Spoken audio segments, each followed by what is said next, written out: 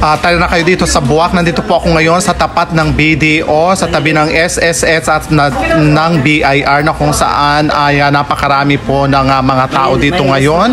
Kasi pupunta po tayo ng LTO para magpa-renew ng motor. But anyway, habang di pa bukas ang emission, ay pumunta muna at tumamboy po muna tayo dito sa gitna ng plaza dito sa bayan ng Buwak. Kaya makikita maganda na po pala dito. Ay maganda yung pinakang nila yan, o yung parang naka-decoration na po yung kanilang Christmas tree, at talaga namang ang ganda na po ng lugar. Pwede na po tayong pumunta dito. Ewan ko lang po sa gabi kung maganda.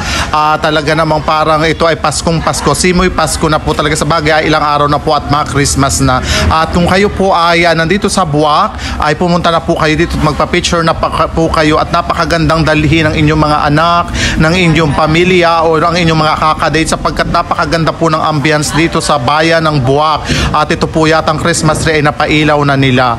At ayan, ito nga po, patuloy pa po tayong kumukuha o nagbi-video or nagbablog dito, kasi nga po gandang-ganda at sayang-saya ako dahil napakaganda po ng mga disenyo at yung mga nakalagay. Hindi ko lang po alam kung ano ang team nila. At nandito nga po tayo sa emission. Pumunta na po tayo after po nating mag-picture or mag-vlog dyan sa plaza ng Buwak. At nandito po tayo nga sa emission, at ngayon po ay tayo ay magpapa-emission at magpapa-register ng ating motor. At nandito na rin po tayo ngayon. Pagkatapos po natin pumunta ng emission, ay nandito na po tayo sa LTO, at tayo ay magbabayad na, para po tayo ay kahit marami ang manghuli LTO or mga pulis, ay tayo po ay ready at wala po tayong pangamba, sapagkat tayo po ay kumpleto ang papel hanggang sa lisensya. Kaya maraming salamat po sa inyong lahat at sa inyong panonood.